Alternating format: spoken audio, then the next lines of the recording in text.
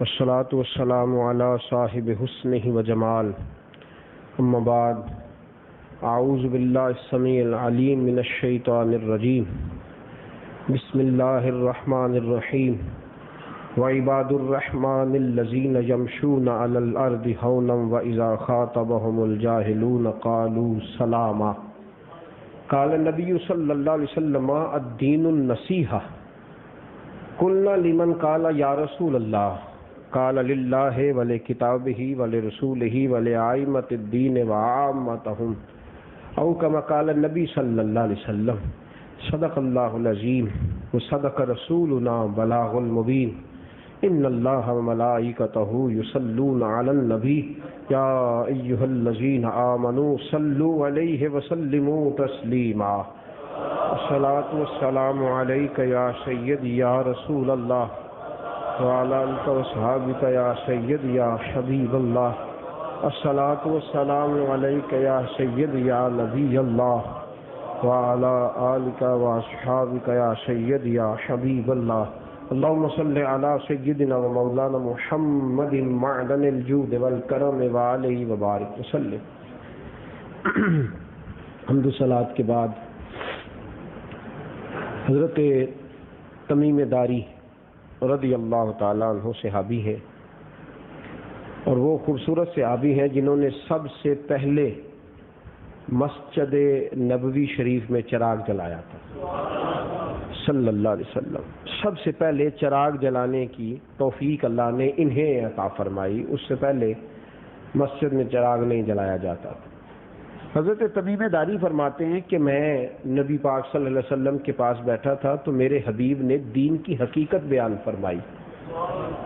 حضور نے دین کے بارے میں بیان فرمایا کہ دین ہے کیا، تو رسول پاک علیہ السلام نے فرمایا الدین النصیحہ، فرمایا جو دین میں لے کے آیا ہوں یہ سارے کا سارا خیر خواہی کا نام ہے، بھلا کرنے کا نام ہے۔ حقیقت دین حضور نے بیان فرمائی، فرمایا جو دین میں لایا ہوں یہ سارا خیر خواہی ہے۔ قلنا لمن قال یا رسول اللہ صلی اللہ علیہ وسلم، میں نے عرض کی حضور کس کی خیر خواہی؟ خیر خواہی کا نام تو ہے پر کس کس کی خیر خواہی کریں؟ قال للہ، اللہ کی خیر خواہی کرو، اس کی تابع داری کرو، اس کا شکر ادا کرو، اگر کبھی آزمائش آئے تو صبر کرو، اللہ کی خیر خواہی، ولرسولہ، اور اس کے رسولوں کی خیر خواہی کرو۔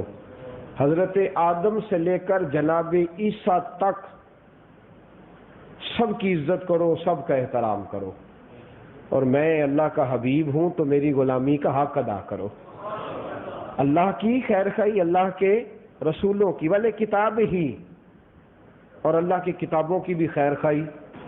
قرآن پاک پڑھا کرو، قرآن پاک سے محبت کیا کرو، قرآن پاک کے ساتھ دلچسپی رکھا کرو، کتابوں کی خیر خواہی کرو۔ پھر فرمایا وَلِأَئِمَّةِ الدِّينِ، اور جو دین کے امام ہوں، یہ مشکات کی حدیث عرض کر رہا ہوں، جو دین کے امام ہوں ان کی بھی خیر خواہی کیا کرو۔ جی میں نہیں کسی نو ماندا، یا اللہ نو ماننا تو یا دے رسول نو، میں اور کسی نو ماندا، پکی بات ہے۔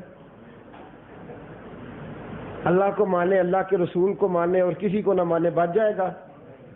میرے نبی نے تو فرمایا ہے کہ 1,44,000 سارے صحابی ستارے ہیں، اور کسی ایک کی بھی توہین کرنے والا اچھا انسان تو اتنے منوائے ہیں نبی پاک نے، 1,44,000۔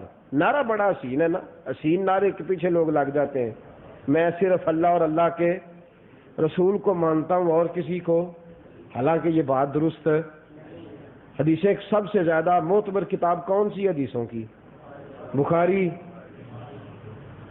معاذ اللہ نبی پاک نے لکھی ہے،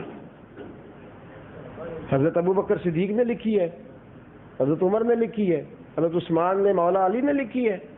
نبی پاک کے تو وصال کے 150 سال بعد لکھی گئی ہے۔ امام بخاری تو تابعی بھی نہیں، تبع تابعی بھی نہیں، انہوں نے تو صحابی کو دیکھنے والے کو بھی نہیں دیکھا، بڑے بعد کے بزرگ ہیں، لیکن بخاری کا درجہ اصح الکتاب بعد کتاب اللہ، اللہ کی کتاب کے بعد سب سے صحیح کتاب کون سی ہے؟ ایک بندہ آتا ہے میں بخاری دی حدیث ماننا پر امام بخاری نہیں مانتا، کیسا عجیب معاملہ ہے۔ امام بخاری کہتے ہیں یہ حدیث صحیح ہے تو میں نے مان لیا کہ حدیث ہے، تو حدیث میں نے مانی کہ یہ پہلے امام بخاری کو مانا ہے؟ بولے نا میں کسی نے مندا تو میرے نبی پاک نے فرمایا کہ ائمہ دین کی خیر خواہی کرو، بھلائی کرو، اچھے لفظوں سے یاد کرو، ان بزرگوں کو اچھے لفظوں سے یاد کرو، جتنے بھی اللہ کے ولی ہیں۔ شیخ سعدی نے البرونی کا قول ہے، بڑی خوبصورت بات ارشاد فرمائی، بڑی پیاری بات، کہنے لگے بندہ پروردگارم امت احمد نبی، بندہ پروردگارم امت دوست چہار یارم تابع اولاد علی، اللہ کا بندہ ہوں، نبی پاک کا غلام ہوں، چار یاروں کا یار ہوں اور نبی پاک کی اولاد کا تابع دار ہوں۔ بندہ پروردگارم امت احمد نبی، دوست چہار یارم تابع اولاد علی، مذہب حنفیہ دارم ملت حضرت خلیل، خاک پائے غوث اعظم پر زیر سایہ ہر ولی، خاک پائے غوث اعظم زیر سایہ ہر ولی۔ فرمایا میں عزت ہر ولی کی کرتا ہوں، غوث پاک کا تو میں ویسے ہی ان کے آستانے کا نوکر ہوں۔ تو میرے دوست یہ پیغام ہے بزرگ، اس کو سمجھنا چاہیے۔ تو میرے نبی پاک نے فرمایا اللہ کی بھی خیر خواہی کر، اللہ کے رسولوں کی بھی خیر خواہی کر، اللہ کی کتابوں کی بھی خیر خواہی کر، بھلا کر۔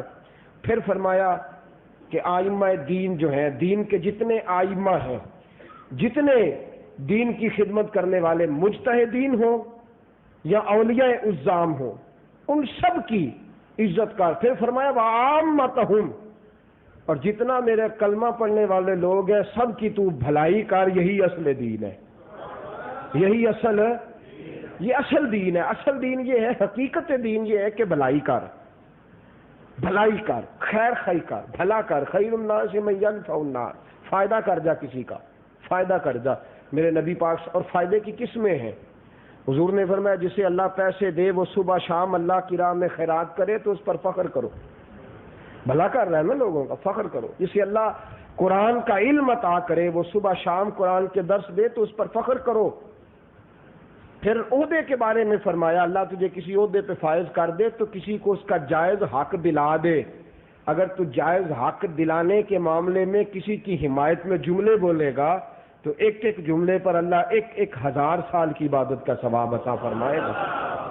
اگر تو کسی کا نفع کر سکتا ہے تو نفع کر جا، کسی کا نفع کر سکتا ہے تو نفع، لیکن اگر نفع نہیں نہ کر سکتا، میرے اعلیٰ حضرت نے بڑی اعلیٰ بات ارشاد فرمائی ہے، میرے امام فرماتے ہیں 3 کام کر، نفع نہیں نہ کر سکتا تو پھر اتنا تو کرنا کہ کسی کا نقصان نہ کرنا، اگر نفع نہیں کر سکتا تو کسی کا، یہ اصل دین ہے، پھر کسی کا نقصان بھی۔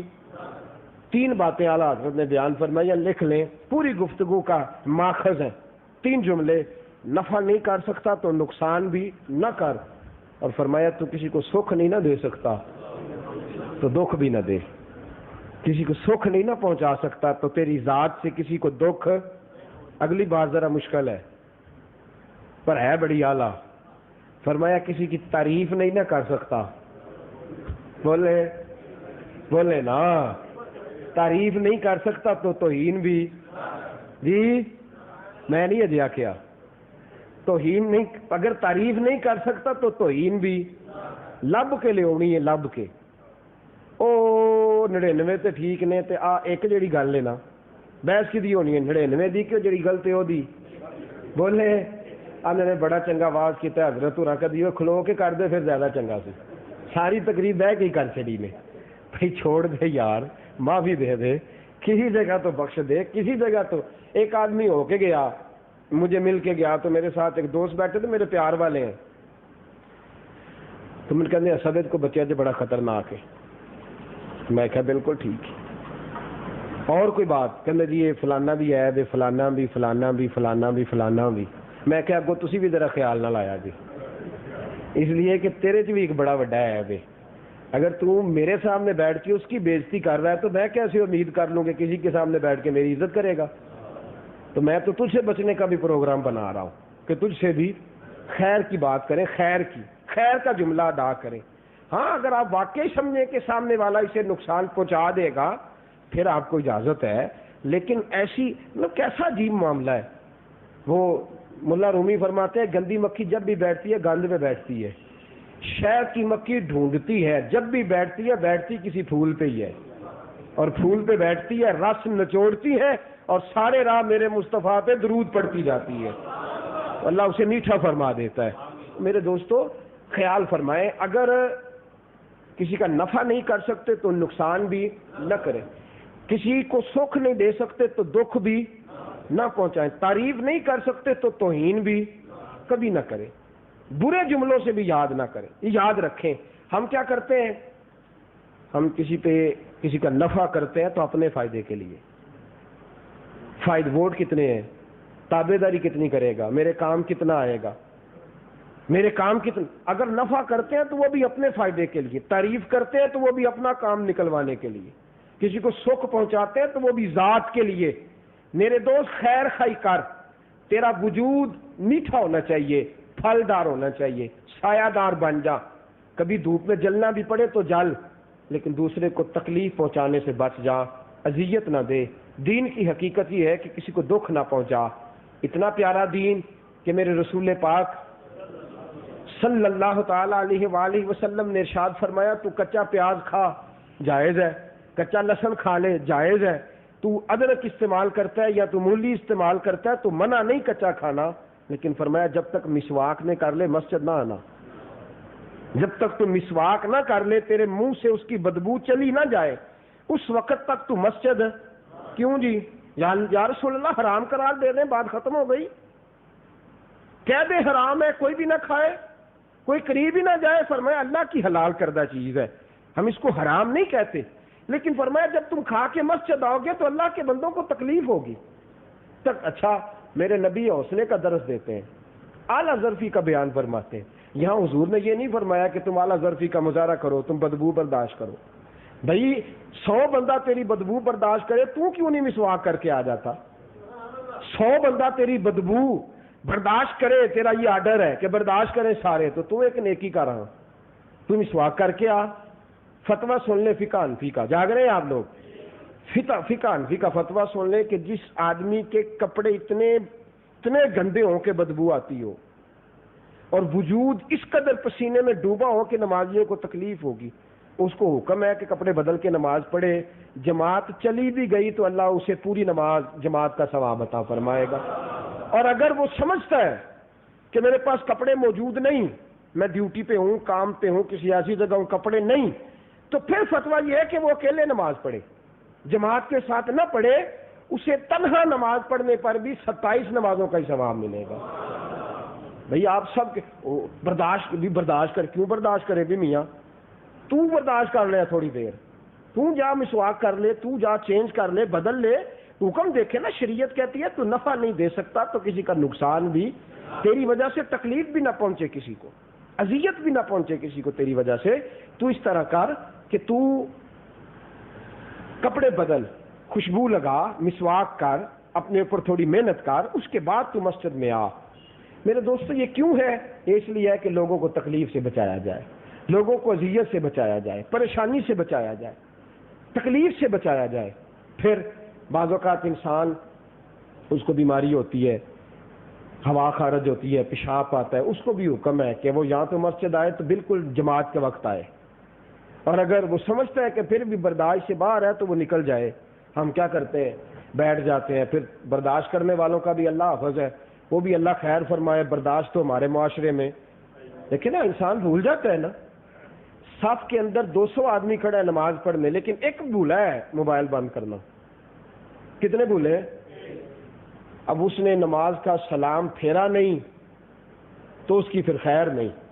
اللہ جانتا ہے جو ہم اس کا حشر کرتے ہیں، زبان سے کچھ بھی نہ کہیں، تھوڑا آگے ہو کے دیکھنا ہے نا، سب سے ذرا آگے ہو کے، تو بیچارہ کہتا ہے کہ زمین پھٹ جائے تو میں اندر گھس جاؤں۔ بھئی غلطی انسانوں سے ہی ہوتی ہے، لیکن ہم معافی دینے کو تیار، اللہ معاف کرے۔ بالکل نہیں، یہ بند کیتا کیوں نہیں؟ باہر لکھ کے لایا ایسا، لکھ کے تو ابھی بڑھیا جاوا لگیاں نے، لیکن اس پہ لوگ عمل کرتے نہیں، عمل کرتے۔ جہاں لکھا ہوتا ہے نا یہاں پیشاب نہ کرے، وہاں ساری دنیا کرتی ہے۔ ہمارا مزاج ہی بڑا عجیب ہے۔ تو پہلی بات میرے دوست یہ یاد رکھیں کہ آپ اذیت سے بچائیں، سنیں ایک حدیث اور خوش ہو جائیں، صحابہ کا مزاج بھی سمجھیں۔ اب بظاہر ہم ان موضوعات کو چھوٹا موضوع سمجھتے ہیں، لیکن دین کا حسن، حقیقت دین کی، اصل دین یہی ہے کہ اپنی وجود سے کسی کو تکلیف دینے سے بچانا۔ حضرت عبداللہ ابن عباس فرماتے ہیں کہ ہم 20 صحابہ تھے، 40 ہوں گے، 60 ہوں گے، 80 ہوں گے۔ 20 کا مطلب یہی ہے، سینکڑوں نہیں تھے، 20 تھے۔ فرماتے ہیں لگ بھگ 80 کے قریب صحابہ بیٹھے تھے، ایک کی ہوا خارج ہو گئی۔ انسان ہے، بعض اوقات اس کا نہیں کنٹرول رہتا، ہوا خارج ہو گئی، بدبو آنے لگی۔ اب ہم کیا کرتے ہیں؟ بدگمانی کرتے ہیں، اس نے کیا یا اس نے کیا، یا تنقید کرتے ہیں، یا پھبتی کرتے ہیں، یا مذاق اڑاتے ہیں۔ بعض بوڑھے لوگ ہوتے ہیں، ان کے حافظے پہ، ان کے معدے پہ ان کا کنٹرول نہیں ہوتا۔ فرماتے ہیں ہم 20 لوگ بیٹھے تھے، ایک کی ہوا خارج ہوئی۔ تو حضرت عبداللہ ابن عباس کیا کہتے ہیں؟ اب وضو تو ایک کا ٹوٹا ہے نا، کہتے ہیں یا رسول اللہ صلی اللہ علیہ وسلم ہمیں اجازت دے دیں، ہم سب وضو نہ کر آئیں۔ ہم بولے ہم، میرے رسول پاک مسکرائے، فرمایا ابن عباس اللہ تجھے جزا عطا فرمائے، اللہ تجھے۔ انہوں نے بات کس کی؟ دیکھیں نا، امام حسین چھوٹے سے ہیں، امام حسن اور حسین، تو ایک بابا جی وضو کر رہے ہیں، ان کا وضو صحیح نہیں، تو اندر آ کے ایسی کیا نے 80 سال ہو گئے نے بابے، انہوں نے وضو نہیں کرنا آیا۔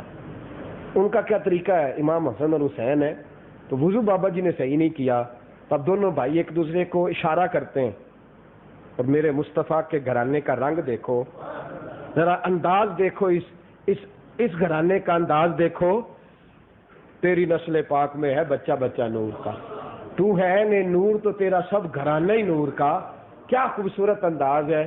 کہتے ہیں بابا جی ہم دونوں بھائی وضو کرنے لگے ہیں، ذرا دیکھ کے بتائیے گا کس کا صحیح ہے، ذرا دیکھیے گا، دونوں بھائی وضو کرتے ہیں، دیکھنا ذرا کس کا صحیح ہے۔ امام حسن اور حسین نے وضو کیا، جب وضو کر کے بابا جی کی طرف دیکھا تو میرے مصطفیٰ کے نواسوں کا رنگ دیکھا تو رو پڑے، چھم چھم آنسو گرے، داڑھی تر ہو گئی آنسوؤں سے، بزرگ روئے۔ تو میرے حبیب پاک علیہ السلام کے نواسوں کے پاس بیٹھے، ابھی چھوٹی عمریں ہیں، 7-8 سال، ساتھ بیٹھے، ایک کو اس سینے سے لگایا، اس کو اس طرف لگایا، اور چھم چھم ان بزرگوں کے آنسو بہے، کہنے لگے او میرے مصطفیٰ کے نواسو، قربان جاؤں تمہارے انداز تبلیغ پہ، میرا ہی وضو خراب تھا، تم دونوں کا صحیح ہے، مجھے سمجھ آ گئی ہے، وضو میرا ہی نہیں ٹھیک تھا، تم دونوں کا ٹھیک ہے، تیری ذات سے تبلیغ کا انداز سیکھنا، ادعو الی سبیل ربک بالحکمت والموعظۃ الحسنہ، کسی کو دین کی طرف بلا تو حکمت اور دلائی کے ساتھ بلا، میٹھے لب و لہجے میں بلا۔ ہم تکلیف دینے والا انداز اختیار کیے ہوئے ہیں، ہم اپنے وجود سے تکلیف پہنچاتے ہیں، تبلیغ بھی ہو گئی، بابا جی کا وضو بھی ٹھیک ہو گیا، لیکن اتنے پیار سے ٹھیک ہوا کہ سکھایا تو وضو ہے، انہوں نے کوئی ان کو آخرت کی بات نہیں بتائی، خوف الہی والا واقعہ نہیں سنایا، لیکن وضو کا طریقہ اس درد سے بیان کیا ہے کہ انہوں نے رو کے سیکھا ہے، رو کے اخذ کیا ہے، اس قدر درد پہنچایا ہے، اس قدر سوز کے ساتھ تبلیغ فرمائی۔ تو میرے عزیزو یاد رکھو، وجود سے تکلیف نہ پہنچائے۔ دوسری بات شریعت بیان کرتی ہے، فرمایا کہ تو ایک آدمی جمعہ پڑھنے آیا تو میرے رسول کریم صلی اللہ علیہ وسلم نے فرمایا جس نے یہ والا جمعہ پڑھا اور جس نے پچھلا بھی پڑھا تھا، 2 جمعوں کے درمیان جتنے گناہ کیے تھے اللہ نے سارے معاف فرما دیے، اللہ نے سارے۔ تو حضرت ابو درداء کہنے لگے حضور سب کے؟ فرمایا نہیں، وہ جو بعد میں آیا ہے اور گردنیں پھلانگ کے آگے آیا اس کو معافی نہیں ملی، آیا بعد میں پر گردنیں پھلانگ کے آیا، آگے بیٹھ کے بیٹھا ہے، فرمایا اس کو معافی۔ آگے بیٹھنا تو پہلے آئے نا، اور جو سب سے پہلے مسجد میں آئے میرے رسول پاک نے فرمایا اللہ اونٹ ذبح کر کے صدقہ کرنے کا ثواب دے گا، اور جو جمعے والے دن دوسرے نمبر پہ آئے اللہ گائے ذبح کرنے کا ثواب دے گا، تیسرے نمبر پر آئے تو بکری ذبح کرنے کا ثواب دے گا، چوتھے نمبر پر آئے تو مرغی خیرات کرنے کا، اور فرمایا جو اینڈ پہ آتا ہے اللہ اسے ایک انڈا خیرات کرنے کا ثواب دیتا ہے۔ حضور نے فرمایا خطیب خطبہ کے لیے جب کھڑا ہو جاتا ہے تو فرشتے بھی دفتر نامہ یا مال سمیٹ لیتے ہیں، جو بعد میں آتا ہے نا وہ بس فرضی ادا کرتا ہے، موٹی موٹی چیز پکڑ کے جاتا ہے، وہ فرضی ادا ہوا، اس لیے کہ اس وقت فرشتے نامہ یا مال سمیٹ لیتے ہیں۔ تو صاحبو یاد رکھو، مسجد میں آ کر کے جس نے گردن پھلانگی، آگے جانے کی کوشش کری، لوگوں کو تکلیف، دیکھیں نا بعض اوقات پیر پہ زخم ہے بابا جی کے، تو بیچارے بیٹھے آپ آئے ہیں تو پیر پہ پیر رکھ دیا، سارا خون گرا دیا آپ نے۔ اور پھر یاد رکھیں امیر المومنین خلیفۃ المسلمین حضرت صدیق اکبر رضی اللہ تعالیٰ عنہ کا طریقہ مبارکہ یہ تھا کہ باہر جمعے والے دن یا جو خاص تقاریب ہوتی تھی باہر رہتے تھے اور نئے آنے والے لوگوں کو آگے بھیجتے تھے تاکہ یہ حضور کے قریب جائیں، نئے آنے والوں کو. اور صحابہ فرماتے ہیں سب سے اینڈ والی جگہ میں بعض اوقات مسجد پہ، روڑی پہ، روڑوں پہ نماز پڑھتے تھے، سب سے پیچھے رہتے تھے. نمبر کون سا تھا؟ بولے. شور مچا کے بھاگ بھاگ کے آگے آنا مقصد زندگی. جو صدر ہوتا ہے وہ اسلام آباد میں صدر ہاؤس میں بھی بیٹھا ہو تو پھر بھی، اور اپنے گھر آ جائے تو بولے اس نے صدر ہی رہنا ہے. کرسی سے بندہ نہیں بدلتا، بندہ اپنے اعمال اور کردار کے ساتھ تبدیل ہوتا ہے.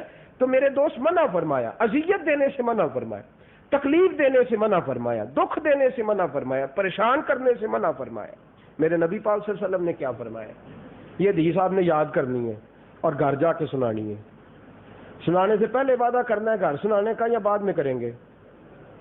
بولے. پہلے کریں گے تو غیر مشروط وعدہ ہو جائے گا، پھر سنانی پڑے گی آپ کو. اور بعد میں وعدہ کریں گے تو پھر آپ دیکھ کے سوچ کے وعدہ کریں گے کہ سنانی ہے کہ نہیں. بولے.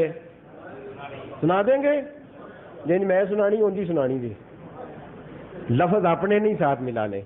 میرے نبی پاک صلی اللہ علیہ وسلم کی حدیث ہے، حضور نے فرمایا کھانا پسند نہ ہو تو نہ کھاؤ، نقص نہ نکالو. سنا دیں گے؟ ہم تھوڑے بولے ہو، مجھے پتہ ہے نا، میں نے اس لیے پہلے بات کر لی تھی. سنا دیں گے؟ کھانا پسند نہ ہو تو نہ کھاؤ، اس میں سے نقص پھر یہ بھی پکا لیا دینا. ساری عمر روٹی نہیں پکاونی ہونی، بڑی زیادتی ہے. میں میرے ایک دوستوں کو میں نے بتایا ایک جگہ پہ میں گیا ہوا تھا، درس کے بعد بیٹھے کھانا کھانے، تو میں نے کہا بڑا اچھا کھانا بنا ہے، بڑا خوب ہے. تھوڑی دیر کے بعد رونے کی آواز آنے لگی گھر سے. میں تو نکل آیا، لیکن وہ اب ذاتی معاملہ ہے، نہ جانے گھر کے اندر جاسوسی منع ہے، آپ ٹو میں رہیں. لیکن وہ میرے دل کے اندر ایسی پریشانی ہوئی کہ یار عجیب معاملہ ہے.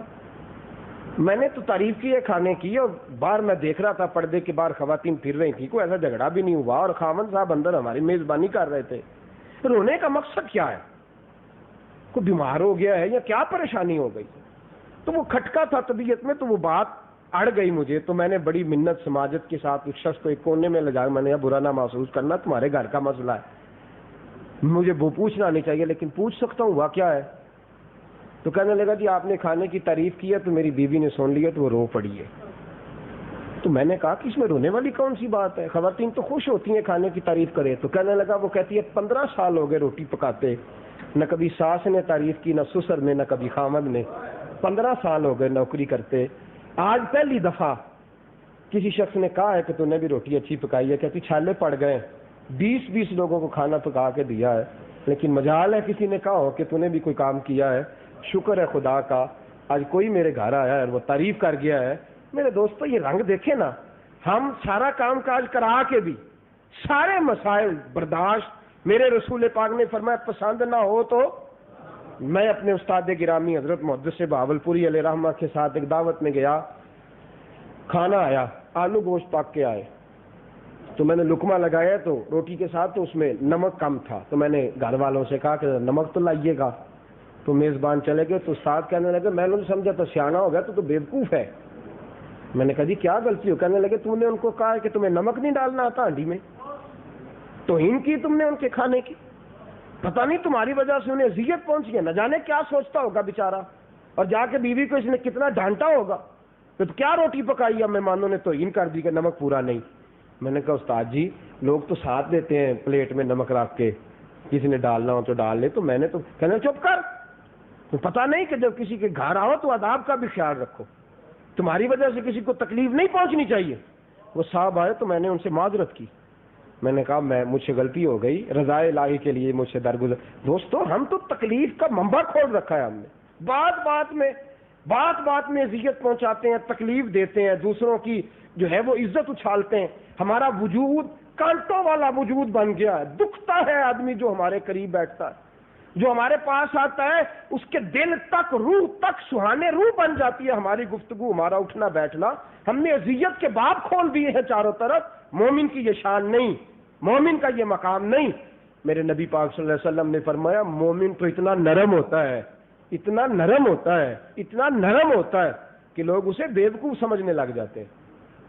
لوگ سمجھتے ہیں بیوقوف ہے، اس کو پتہ ہی کوئی نہیں، لیکن وہ نرم ہوتا ہے، نرم ہوتا ہے۔ اس کے رشتہ دار، تعلق والے، دوست یار سمجھتے ہیں پاگل ہو گیا ہے، ہم جیسے کہتے ہیں جی کر دیتا ہے، ہم جو بولتے ہیں ہاں کر دیتا ہے، یہ تو پاگل ہے، بیوقوف ہے۔ لیکن فرمایا اصل میں وہ بیوقوف نہیں ہوتا، وہ کیا ہوتا ہے؟ اپنی طرف سے کسی کو تکلیف نہ پہنچاؤ میرے دوستو۔ تمہارا لب و لہجہ، تمہارا سٹائل، تمہارا طرز زندگی، تمہارا طرز حیات کسی کو تکلیف نہ پہنچائے۔ یاد رکھیں، اپنے مزاج کو بھانپیں، اس پر محنت کریں، کوشش فرمائیں۔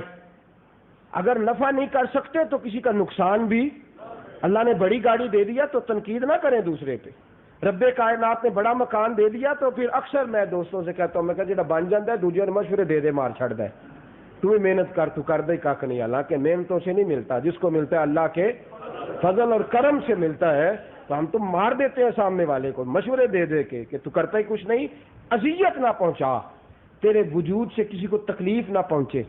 اور دکھ یاد رکھنا، تکلیف والا جملہ ایسا ہوتا ہے، میں آپ کو سچی بات بتاتا ہوں، سینہ اللہ کا فضل ہے، بہت ساری چیزیں ایسی ہیں جو اندر ہی اندر محو ہو جاتی ہیں۔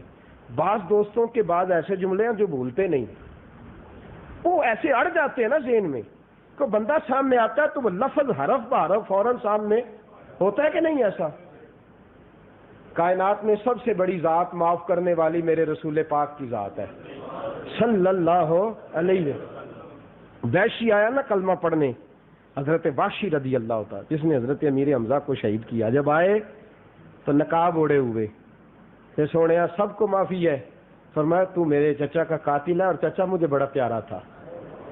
6 ماہ کا فرق تھا حضرت امیر حمزہ کا، اور نبی پاک علیہ السلام کے ساتھ بچپن سے لے کر جوانی تک سارا وقت گزرا، پیار بھی بڑا تھا ہر درجے کا۔ میرے رسول پاک سے کہتے معافی ہو جائے گی، حضور کی آنکھوں میں آنسو آ گئے، فرمایا جا تجھے معاف کیا، جا تجھے معاف کیا۔ لیکن اگلے لفظ ایسے ہیں کہ ہمیں سمجھنا چاہیے کہ جو تکلیف دیتا ہے اس کا زخم کتنا گہرا ہوتا ہے۔ میرے رسول پاک نے فرمایا معاف میں نے تجھے کر دیا ہے، پر میرے سامنے نہ آنا، تو جب بھی سامنے آئے گا چاچا کے زخم تازہ ہو کے میرے سامنے آ جائیں گے، سامنے نہ آنا۔ بعض اوقات ہم ایسا گہرا زخم لگاتے ہیں سامنے والے کو، اتنا سخت زخم لگا دیتے ہیں کہ جو مرضی ہو جائے، بندہ سامنے آتا ہے تو اس کے جملے پورے ویڈیو کی صورت میں دماغ میں چل جاتے ہیں، حرف بحرف چیزیں کھٹکتی ہیں، سینہ تڑپ اٹھتا ہے۔ میرے دوست اذیت نہ پہنچا، تو مر بھی جاتا ہے نا تو تیرے جنازے پر کھڑا آدمی بھی تیرے لیے دعا صحیح نہیں مانگ سکتا، اس لیے کہ تو اسے وہ دعا مانگتا ہے، تیری اسے اذیتیں یاد آتی ہیں، تیری تکلیفیں یاد آتی ہیں، تیری پریشانیاں یاد آتی ہیں۔ ایک بھائی نے مجھے آ کے کہا کہ میرا بھائی آپ سے محبت کرتا ہے لیکن وہ مالدار ہے، میرے ساتھ تعاون نہیں کرتا۔ ٹھیک ہے، جب میں مالدار تھا تو مجھ سے بھی غلطیاں، وہ تعاون نہیں کرتا، تو میں نے اس کو کہا کہ یار تو تھوڑا خیال کر، تیرا بھائی کمزور ہے۔ کہنے لگا صاحب تجھے حکم کر دیو تو میں دے دینا، لیکن جب میں غریب تھا تو یہ مجھے کہتا تھا 500 لے لے اور چنے کی ریڑھی لگا لے، اور اگر نہ کوئی خریدے تو شام مجھ سے آ کے 50 دیہڑی لے لینا۔ کہتے یہ میرا عشر کرتا تھا، اور آج جب سامنے آتا ہے تو آپ مجھے کہتے ہیں اس کے ساتھ اس نے سلوک کرے، بھائی بھائیاں دے بہری ہوں تے بھائی بھائیاں دیاں باواں۔ تو میں اس نے بڑی تکلیف پہنچائی ہے، کیسے بھول جاؤں اس کے لفظ۔ خیر میں نے اس کو یہی کہا، میں نے کہا اللہ جانتا ہے، تو معاف کر، اور دیکھ حضرت یوسف کی طرف، دیکھ حضرت بھائیوں نے مارا بھی، کنویں میں پھینک بھی دیا، اپنی طرف سے قتل بھی کر دیا، جوان ہوئے نکلے، پھر انہوں نے بیچ بھی دیا، لیکن سامنے آئے تو انہوں نے کہا لا تثریب علیکم، جاؤ میرے دل میں کوئی بات نہیں، میں تمہیں اللہ کی رضا کے لیے معاف کرتا ہوں۔ میں نے کہا یہ ہے بھائی کی مثال۔ اذیت دیتے ہیں ہم، ہماری وجہ سے تکلیف پہنچتی ہے، لوگوں کے دل ٹوٹتے ہیں، لوگوں کو پریشانی ہوتی ہے، ہم ایسا کردار ہمارے بچے نوجوان بالخصوص سمجھیں، آپ شغل سمجھتے ہیں اس کو، بابا جی گزر رہے ہیں، اللہ نے گاڑی دے دیا تو اب اس طرح کرنا ہے کہ جس ٹوئے میں تھوڑا سا پانی ہو اس سے زور سے گزرنا ہے، ٹائر اس کے اندر جائے گا، بابا جی پہ چھینٹے پڑیں گے، وہ گالی دیں گے، ہمیں مزہ آئے گا۔ آپ نے صرف یہ سمجھا، یہ نہیں سمجھا کہ وہ بیچارے بیمار بھی ہو سکتے ہیں، وہ بیچارے پریشان بھی ہو سکتے ہیں۔ جو جوڑا آپ نے گندا کر دیا، پتہ نہیں ان کے پاس یہی جوڑا تھا اور وہ شادی پہ جا رہے تھے۔ ہم تکلیف دیتے ہیں لیکن اس کے اثرات کیا ہوں گے، اس کا حال کیا ہوگا، یہ ہم محسوس نہیں کرتے۔ میرے دوستو، میرے نبی پاک صلی اللہ علیہ وسلم نے تو فرمایا تمہارے پاس کو بیٹھا ہو تو قرآن پاک بھی اونچا نہ پڑھو، قرآن پاک کی تلاوت بھی اونچی آواز میں نہ کرو، سامنے والے کو تکلیف ہوگی۔ فرمایا ذکر اذکار بھی اونچی آواز میں نہ کر، سامنے والے کو اذیت ہوگی، خیال رکھ۔ حضرت ابو بکر صدیق رضی اللہ تعالیٰ عنہ کا دور تھا تو حضرت عمر کہتے ہیں میں جلدی مسجد آ گیا۔ ابو بکر روزانہ امیر ہو کے ہم سے پہلے چلے جاتے تھے تو میں آج پہلے ہی آ گیا مسجد میں۔ توجہ ہے آپ کی؟ ذرا سنیے گا بات، خلیفۃ المسلمین انداز زندگی کیا ہے؟ کہتے ہیں میں پہلے آ گیا تو ابو بکر صدیق مسجد میں تہجد کے وقت تو ہاتھ میں لوٹا ہے، تو مسجد کے باہر کھڑے ہو کے نا پیر دھو رہے ہیں اپنے۔ فرماتے ہیں میں بڑھ کے آگے گیا تو میں نے لوٹا تھام لیا، پیر دھلائے، میں نے کہا حضور آپ پیر دھو رہے ہیں؟ باقی کا وضو کرنے لگے، باقی کا وضو میں گھر سے کر آیا ہوں، پیر بھی دھو کے آیا تھا۔ فرمایا پھر یہاں کیوں دھو رہے ہیں؟ فرمایا ننگے پیر آیا ہوں، میں ننگے پیر آیا ہوں اس لیے یہاں پیر دھو رہا ہوں کہ جوتے نہیں پہنے ہوئے تو مسجد میں پیر رکھنے ہیں، تو باہر والے پیر مسجد میں رکھنا پسند نہیں کر رہا اس لیے دھو رہا ہوں۔ تو حضرت عمر فاروق عرض کرتے ہیں حضور جوتے کیوں نہیں پہن کے آئے، جوتے کیوں نہیں پہن کے آئے؟ تو آپ نے فرمایا لوگوں کے سونے کا وقت ہے، جوتے پہن کے گلیوں میں چلوں گا تو لوگوں کو تکلیف ہوگی، یہ سونے کا وقت ہے لوگوں کا، یہ حال ہے ان کے غلاموں کا، سرکار کا عالم کیا ہوگا؟ میرے رسول کریم صلی اللہ تعالی علیہ وسلم کے غلاموں کا طرز کیا ہے؟ فرمایا میں جوتے چھوڑ آیا ہوں، حقیقت دین سمجھے، خالی نماز پڑھ لینا، صدقات و خیرات کر لینا، لیکن سجانا سنوارنا ہی نہ اپنے آپ کو، اپنے کردار و عمل میں یہ خوبصورتی پیدا نہ کرنا۔ فرمایا جوتے چھوڑ آیا ہوں، اس لیے کہ جوتوں سے آواز پیدا ہوتی ہے۔ تہجد کی نماز فرض نہیں سنت ہے۔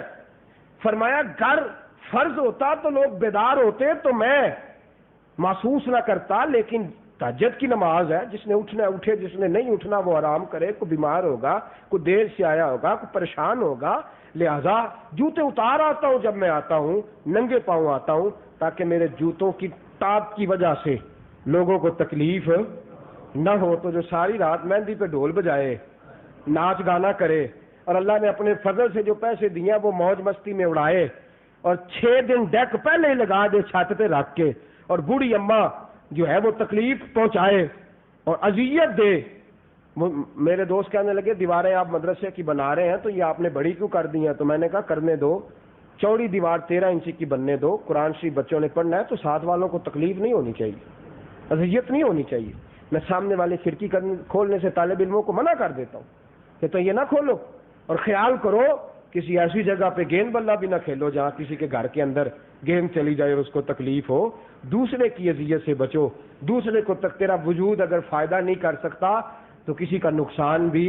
اور میرے دوستوں سوچنا چاہیے ہمیں، 2 گاڑیاں کھڑی ہیں، 2 گاڑیاں، ایک کا منہ ادھر ہے، ایک کا ادھر ہے، اب دونوں وہاں کھڑے گھنٹوں باتیں کر رہے ہیں، کتنا ٹائم گزر گیا، گفتگو جاری ہے، پیچھے گاڑیوں کی لائن لگ گئی ہے، کوئی بیمار ہے، کوئی پریشان ہے، مین جی ٹی روڈ پہ، گلی محلے مین جی ٹی روڈ پہ کھڑے کر کے لڑائی ہو رہی ہے، فساد ہو رہا ہے، دنگا ہو رہا ہے، اور کسی نے پیچھے سے آ کے کہہ دیا نا کہ جناب ذرا سائڈ پہ ہو جائے، ہم نے جانا کا تین بہت ہی کال ہے، کھلو جا، آخر آئی اگے آگ بجانی، ایک غلطی، ایک چور اور آگے سے سینہ زور، عجیب منظر پیش کر رہے ہیں آپ بھائی، ہم اذیت پہنچاتے ہیں۔ این اس جگہ جہاں لکھا نو پارکنگ وہاں گاڑی کھڑی کرنی ہے، این اس جگہ جہاں اذیت ہو، تکلیف ہو، پریشانی ہو، ایسا کام ہم کرتے ہیں۔ تکلیف سے بچائیں، آپ کا وجود کسی کے لیے تکلیف کا باعث نہ بنے بلکہ تکلیفیں دور کرنے کی کوشش کریں۔ امام راضی نے حدیث لکھی ہے، قیامت کا دن ہے،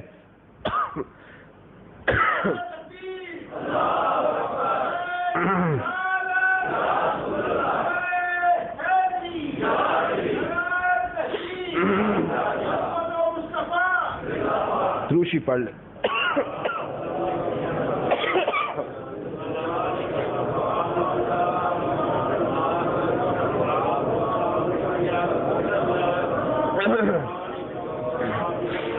حضرت امام فخر الدین رازی علیہ رحمہ حدیث لائے ہیں اور آپ فرماتے ہیں کہ قیامت کا دن ہے، ایک بندے کا نامہ اعمال لے کے فرشتے کھڑے ہیں، بندہ بڑا برا ہے، اللہ کریم پوچھتے ہیں فرشتوں سے کہ بتاؤ کیا ہے کھاتے میں؟ کہتے مولا کچھ بھی نہیں، غلطیاں ہی غلطیاں ہیں۔ کوتاہیاں. تو کیا ارادہ کیا ہے تمہارا؟ انہوں نے کہا یا اللہ ارادہ تو تیرا ہی چلے گا، آنکھ کا ملاقن تو ہے، لیکن میرے مالک گناہ اور عیب بڑے ہیں، کالے سیاہ دفتر ہے. تو رب کریم نے ارشاد فرمایا ذرا دوبارہ دیکھو، ذرا دوبارہ دیکھو. ہمارے استاد فرمایا کرتے تھے بس یہیں سے اللہ کا کرم شروع ہو گیا ہے. مطلب یہ کہ اللہ معاف کرنا چاہتا ہے. جب فرمایا نا ذرا، اس کی رحمت تو بہانہ بنا رہی ہے، دوبارہ دیکھو ذرا صحیح کر کے دیکھو، ٹٹولو، پھر صفحے دیکھے کہ یا اللہ کوئی نہیں. پھر فرمایا ذرا پھر دیکھو، معاف کرنا چاہتا ہے نا. رحمت دا دریا الہی ہر دم وگد ہے تیرا، تے جے ایک قطرہ بخشیں ایک مینو کم بن جاندہ ہے میرا. دوسری جگہ پہ حضرت میاں صاحب رحمت اللہ تعالی علیہ فرماتے ہیں عدل کریں تے، عدل کریں تے تھر تھر کمبن اچیاں شانہ والے، تے فضل کریں تے بخشے جامن میرے جے منہ کالے. پھر دیکھو تیسری دفعہ دیکھ کے فرشتے کہنے لگے مولا کوئی نہیں، پر میں اسے بلاؤ ذرا، سامنے کھڑا ہے. اللہ فرماتا ہے یہ بتا، ایک دن آدھی رات کو تو گلی سے گزر رہا تھا، یا اللہ گزر رہا تھا، فرمایا اندھیرا بڑا زیادہ تھا، دیکھنے والا بھی کوئی نہیں تھا، ایک روڑا تو نے اٹھا کے پھینک دیا تھا، ایک روڑا گلی سے اٹھا کے. امام راضی نے اس کو تفسیر کبیر میں لکھا ہے، وہ روڑا دیکھ کوئی نہیں رہا تھا، ووٹ کے لیے نہیں، الیکشن کے لیے نہیں، اچھا کہلانے کے لیے نہیں، معزز بننے کے لیے نہیں، کوئی تھا ہی نہیں وہاں، اندھیرا تھا، کوئی نہیں تھا. پر تیرا مالک تو دیکھ رہا تھا نا، تیرا رب تو دیکھ رہا تھا نا، وہ تو علیم بذات الصدور ہے. فرمایا وہ روڑا اٹھا کے بتکلف محنت کر کے دور جا کے تو رکھ کے آیا تھا، کیوں؟ وجہ بتا. اللہ جانتا ہے کہ نہیں؟ پتہ ہے کہ نہیں؟ پھر بھی فرماتا ہے بول کیوں روڑا اٹھایا، کیوں رکھا؟ کہ یا اللہ میرے محلے میں بوڑھے بھی رہتے ہیں، بچے بھی رہتے ہیں، میرے مالک وہاں معذور اور کمزور اور بیمار لوگ بھی رہتے ہیں. میں جا رہا تھا تو میرے پیر کو ٹھوکر لگی، میں نے سوچا کسی اور کو نہ لگ جائے، تو میں وہ روڑا اٹھا کے دور پھینک آیا. میرے محبوب فرماتے ہیں خدا کا دریائے رحمت جوش میں آیا. فرمایا فرشتوں مجھے بتاؤ جو رات کے اندھیروں میں بھی میرے بندوں کا خیال رکھے، جو رات کی تاریکیوں میں میرے بندوں کا سوچے، جو رات کی گہرائیوں میں بھی میرے خدا کے بندے تو ہیں ہزاروں، بنوں میں پھرتے ہیں مارے مارے، میں اس کا بندہ بنوں گا جس کو خدا کے بندوں سے پیار ہوگا. فرمایا رات کے اندھیرے میں بھی میرے بندوں کے بارے میں سوچے، میں قیامت کے اندھیروں میں اس کے بارے میں نہ سوچوں. فرمایا لپیٹو دفتر اعمال اور تم جاؤ، میں نے تو اسے جنت دینے کا فیصلہ فرمایا ہے. تو جنت میں جائے گا تو کسی کی تکلیف تو دور کر، تو کسی کے کام تو آ، تو کسی کا. ہم کیا کرتے ہیں، جڑے بری دے کپڑے کڑی لے کے آئیے نا، نال والے کمرے دے ٹھیک کھول لئی دینے، تو اما آدھی کہندی ہے نہیں میں سوانا سوٹ، دیکھے نا کی دیتا نے مینوں، اے دین دو آنے والے کپڑے نہ لین دکان تو، اذیت دیتے ہیں اذیت. اور اس وقت جب وہ بچی سن رہی ہے دین دعان والے کپڑے، دیکھو کی ابا جی بھی 10 بندوں میں بیٹھ کے بات سناتے ہیں، تکلیف دیتے ہیں اپنے وجود سے، اذیت دیتے ہیں، پریشان کرتے ہیں. ہم بجائے سکھ دینے کے، بجائے خیر کرنے کے، بجائے مہربانی کرنے کے، ہم وہ جو اب ہماری بیٹی ہے، میرے رسول پاک نے فرمایا ساس جو ہوتی ہے وہ ماں ہوتی ہے، سسر باپ ہوتا ہے. ہم اسی بچی کو تکلیف دیتے ہیں اور اسی کو اذیت پہنچاتے ہیں، اسی کو پریشان کرتے ہیں. ہمارا وجود سکھ دینے والا نہیں، دکھ دینے والا ہے. میرے دوستو زندگی میں پہلے بھی کہتا ہوں، زندگی ایسی گزارو کہ تم مرو تو آنسو خشک نہ ہو، تم مرو تو آنسو. ایک بزرگ انتقال کر گئے مولانا پچھلے دنوں وزیر آباد میں، تو بہت سارے لوگ تڑپ رہے تھے، رو رہے تھے. تو میں نے اپنے ایک ساتھی سے کہا، میں نے کہا یہاں بڑے بڑے سیاستدان مرتے ہیں پر روتا کوئی نہیں، تڑپتا کوئی نہیں. یہ دیکھ اس شخص کی قبر جو بھیگی ہوئی ہے، مجھے لگتا ہے کہ ان کی قبر جو بھیگی ہے یہ پانی ڈال کے نہیں بھگوئی، یہ جو جہاں آتے ہیں وہ رو کے آنسو ہی اتنے بہاتے ہیں کہ یہ بھیگ گئی ہے قبر. میرے دوست جب تو خیر بانٹ کے دنیا چھوڑتا ہے نا، جب تو محبت کر کے دنیا چھوڑتا ہے، پھر تڑپتی ہے دنیا رو رو کے تیرے لیے. کیا کہا تھا مرحوم نصیر الدین صاحب نے، وہ کہتے ہیں بے قدراں کچھ قدر نہ جاتی، کیتی خوب تسلی ہو، دنیا دار پجاری زار دے، کتیاں دے گل ٹلی ہو، بک بک روشن اکھیاں تکیو، ویکھ حویلی کلی ہو. فرمایا جب آئیں گے نا میرے چاہنے والے اور میری تنہا حویلی دیکھ، بک بک روشن اکھیاں تکیو، ویکھ حویلی کلی ہو. تے کوچ نصیر اساں جد کیتی پہ جانی تھرتھلی ہو. میرے دوست جب تو اذیت دیتا ہے تو پھر تیرے لیے یہاں سے کوئی نہیں بانٹتا، پھر تیرے لیے دعا کوئی نہیں کرتا، پھر تو منہ ملازے کے لیے لوگ آتے ہیں. جب تو پیار بانٹتا ہے، خیر بانٹتا ہے، محبت بانٹتا ہے، اخوت بانٹتا ہے. ایک بابا جی لوارس ہوتے تھے، ان کا آرٹیکل چھپا، لاہور میں رہتے تھے تو اخبار میں آرٹیکل چھپا، لوارس تھے لیکن کہتے اتنا بڑا جنازہ لوگوں نے نہیں دیکھا. کرتے کیا تھے؟ کہتے ان کی جیب میں ٹافیاں ہوتی تھی، تو گلی میں جتنے بچے گزرتے تھے سب کو ایک ایک ٹافی دیا کرتے تھے. تو بچے بڑے بھی ہو گئے، کئی سال ٹافیاں کھاتے رہے، بچے بڑے ہو گئے، لیکن بابا جی کا پیار انہیں نہیں بھولا. کہتے ہیں بڑے ہو کے ان بچوں نے، ان میں سے کسی نے بابا جی کو گھر میں بھی رکھا، کھانا بھی کھلایا، لیکن وہ بابا جی کی اتنی عزت تھی جتنی اس علاقے کے ایم پی اے کی بھی نہیں تھی.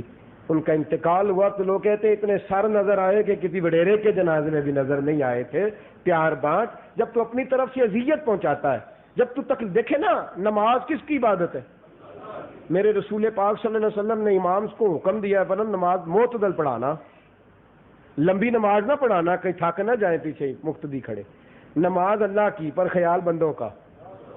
فرمایا نماز مختصر پڑھا. میرے شیخ مکرم، میری آنکھوں کی ٹھنڈک، دل کا سکون، حضرت علامہ شاہ تحسین رضا صاحب رحمۃ اللہ علیہ عصر، مغرب اور عشاء اور فجر کی نماز پڑھاتے تھے. زور کے وقت مدرسے ہوتے تھے، شوق تھا، امامت فرماتے تھے. 50 سال درس حدیث دی بریلی شریف میں بیٹھ کے، 50 سال، اور حدیث کی 6 کتابیں انہیں زبانی یاد تھی. 6 کتابیں حدیث کی بما سند کے زبانی یاد تھی. ایک دن کہتے ہیں میں اپنی بیوی، عصر کا وقت تنگ ہو گیا، جماعت کا ٹائم ہو گیا، تو میں نے کہا مجھے وضو کراتی تھی میری زوجہ. وہ بیوی بھی کتنی تابع دار ہے جو 5 وقت شوہر کو وضو کراتی ہے، اور آپ فرماتے ہیں 60 سال ہو گئے یہ بیوی مجھے وضو کرا رہی ہے. بیٹے جوان ہو گئے، بیٹیاں ہو گئی، پوتے پوتیاں ہو گئے، لیکن اس نے کہا کہ یہ میری ڈیوٹی ہے. یہ تابع داری بھی دیکھیں، یہ تابع داری بھی دیکھیں کہ خاتون کا مزاج کیا ہے، وہ کس انداز میں، کس طرح خدمت اور تابع داری کر رہی ہے. میں گڈی تے ہاتھ ڈور سجن دے، وہ جنج رکھے انج رہنا ہے. واجب نہیں جی وچ شریعت مندہ خسم نو کہنا. کہتے 60 سال سے بی اب بوڑھے ہو گئے، وضو کرا رہی تھی تو پیر دھلانے میں نا پانی تھوڑا تھوڑا ڈالتی ہے، تھوڑا تھوڑا. تو میں نے ڈانٹ دیا، میں نے کہا تیرا دھیان کدھر ہے؟ پانی ڈال، نماز کا وقت ہو رہا ہے. 60 سال ہو گئے پر تجھے طریقہ نہیں آیا وضو کرانے کا. کہتے کہ حضرت صاحب غلطی ہو گئی. وضو مجھے کرایا تو حضرت صاحب رحمۃ اللہ علیہ فرماتے ہیں مسجد گیا نماز پڑھانے. جب مصلی پہ کھڑا ہوا تو دل میں کھٹکا ہوا کہ اس کی ڈیوٹی تو نہیں. بی بی نافرمان ہو تو بندہ جھڑکتا، اتنی تابع دار عورت کو بھی جھڑک دیا. فرماتے میرے دل میں خیال آیا کہ تو لوگوں کو اذیت دیتا ہے، پھر حدیث بھی سناتا ہے، پھر تو نمازیں بھی پڑھاتا ہے. کہتے میں اٹھا، نماز کی اقامت ہو چکی تھی. میں نے مقتدیوں سے کہا کسی اور سے پڑھوا لو، یہاں 10 منٹ میرا انتظار کر لو.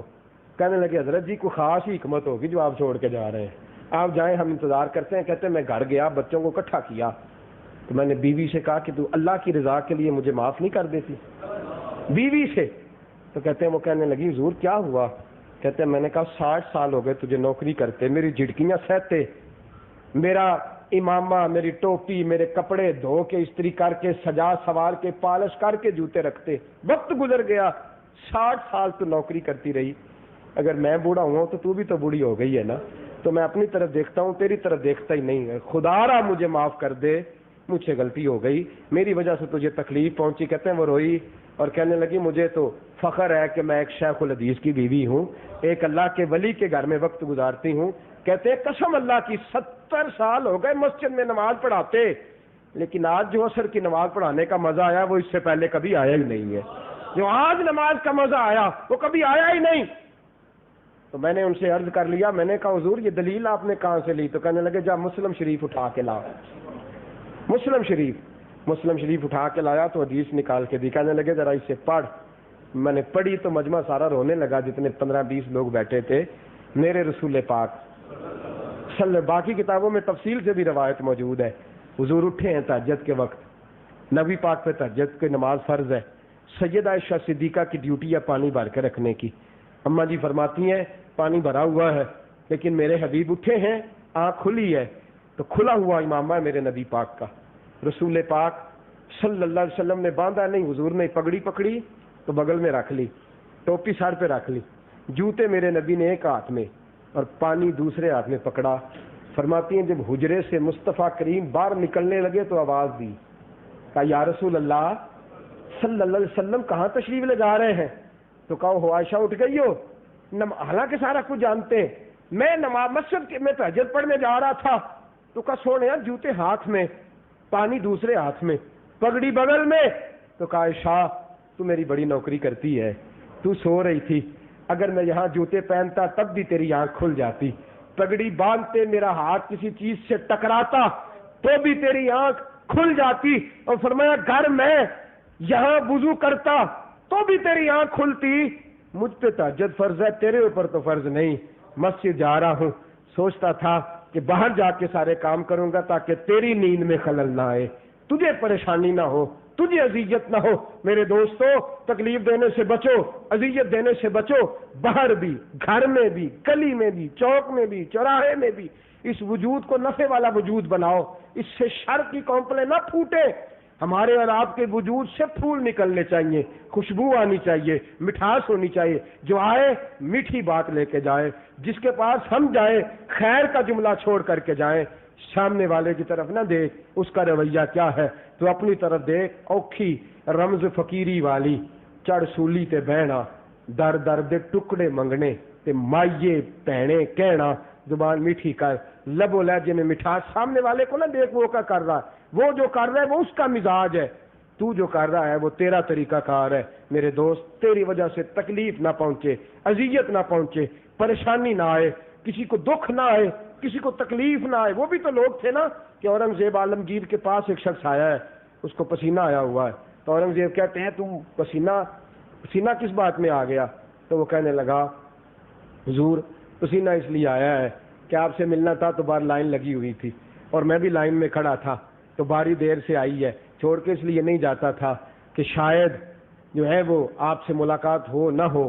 اورنگزیب روئے بھی، اس سے معافی بھی مانگی اور اعلان بھی کیا آج کے بعد مجھے ملنے میں پابندی کوئی نہیں، میری نیند کا خیال کوئی نہ کرے، جس کا دل کرے آئے، جب چاہے آئے، جس وقت چاہے آئے، میں اس کو ملوں گا، اس کی بات سنوں گا، مجھے تکلیف پہنچتی ہے تو پہنچے، میری وجہ سے کسی کو تکلیف نہیں پہنچنی چاہیے، آزمائش میں مبتلا نہیں کسی کو ہونا چاہیے۔ تو میرے دوستو خیال رکھیں، ذہن کے اندر میرے ساتھ گلا کرتے ہیں دوست، کہتے ہیں آپ جلسوں میں اتنی جلدی آ جاتے ہیں، مہمان خصوصی تو دیر سے آتا ہے، اور جلسے والے فون کرتے ہیں، آپ جلسے والوں کو فون کرنے لگ جاتے ہیں میں آ رہا ہوں، میں نکل رہا ہوں، میں پہنچ، ایسے نہ کریں، نیت کم ہوتی ہے۔ میں کہتا ہوں یار میری وجہ سے کچھ چوک میں کھڑا ہو کے انتظار کرے، یہ اذیت والی بات ہے، یہ کرب والی بات ہے، بہتر ہے کہ میری وجہ سے وہ فارغ ہو جائے سامنے والا، اسے میرا انتظار نہ کرنا پڑے، میں آگے بڑھ کے جاؤں اور میں اس سے رابطہ کر لوں، دین کے نام پہ دعوت دے رہا ہے۔ میرے دوستو تھوڑی سی آپ کی عاجزی، تھوڑی سی انکساری، تھوڑا سا جھک جانا، جو اعلیٰ ظرف ہوتے ہیں ہمیشہ جھک کے ملتے ہیں، ایک دفعہ نہیں، دو دفعہ نہیں، جو اعلیٰ ظرف ہوتے ہیں وہ ہمیشہ جھک کے ملتے ہیں۔ سراہی سرنگوں ہو کر بھرا کرتی ہے پیمانے، پانی سراہی میں ہی ہوتا ہے، ڈلنا گلاس میں ہوتا ہے، چاہیے نا گلاس جھکے، لیکن وہ لوٹا جھکتا ہے جس کے اندر پانی، تو اگر تیرے اندر کوئی چیز ہے تو جھکے گا، تو آج بھی اختیار کرے گا، لیکن اگر اندر سے خالی ہے تو پھر اکڑا ہوا ہے، جس نے کسی کو فیض دینا ہے اسے جھکنا پڑے گا۔ سراہی سرنگوں ہو کر بھرا کرتی ہے پیمانے، سوچنا ہے، غور کرنا ہے ہم نے کہ جناب کوئی ایسی بات تو نہیں کہ جس کی وجہ سے ہم سے لوگوں کو تکلیف پہنچ رہی ہے، تکلیف آپ کی وجہ سے کسی کو نہ پہنچے، اور اگر پہنچا رہے ہیں تو اس سے باز آئیں۔ میری خواہش ہے کہ اگلے جمعے ذرا نوجوانوں کو جلدی آ جائیں، نوجوان طبقہ آ جائیں گے، اور باقی بھی جو نوجوان ہیں وہ بھی ذرا، میں نے موضوع رکھا ہے سستی سے بچنا چاہیے، سستی سے۔ میری ایک بدگمانی ہے، برا خیال ہے، اللہ مجھے معاف کرے کہ ہماری ملت کے جوان سست ہیں، یہ میرا خیال ہے، اللہ جانے یہ غلط ہو، خیال ہے میرا، میرے تجزیے کئی دفعہ صحیح ثابت نہیں بھی ہوتے، تو میں چاہتا ہوں اگر وہ آئیں تو میں انہیں تھوڑا بتاؤں کہ سستی کا قرآن و سنت میں کیا حکم ہے اور اس سے بچنے کے فائدے کیا ہیں، اور جو بچ جاتا ہے اس کو نفع کیا ملتا ہے۔ چونکہ مجھے پتہ چلا ہے کہ جوانوں کو سویرے اگر 10 بجے اٹھانا شروع کریں، پھر ہو سکتا ہے 12:30 بجے وہ سیٹ سوٹ ہو کے باہر نکلیں، 15 منٹ کا ٹائم دے کے 40 منٹ میں بھی نہیں پہنچتے۔ تو میں نے کوشش کر کے یہ موضوع جو ہے اس کو دیکھا ہے، اگر آپ جلدی آ جائیں جوان، اس نیت سے نہیں کہ میں آپ پہ تنقید کروں گا، اس نیت سے کہ شاید میں اور آپ مل کے بیٹھیں اس مسئلے کا کوئی حل نکل آئے. آپ اسے چھوٹا مسئلہ سمجھیں لیکن مجھے سستی بہت بڑا مسئلہ لگتی ہے کہ نہیں؟ دین پہ بہت زیادہ عمل جو نہیں نہ ہوتا اس کی بنیادی وجہ ہماری سستی ہے. تو میرا یہ خیال ہے کہ چلو بات کر کے دیکھیں قرآن و سنت میں اس کے بارے میں بھی کچھ آیا ہے کہ نہیں آیا. ہمیشہ مدحت خیر الانام میں گزرے، دعا ہے یہ عمر درود و سلام میں گزرے. وآخر دعوانا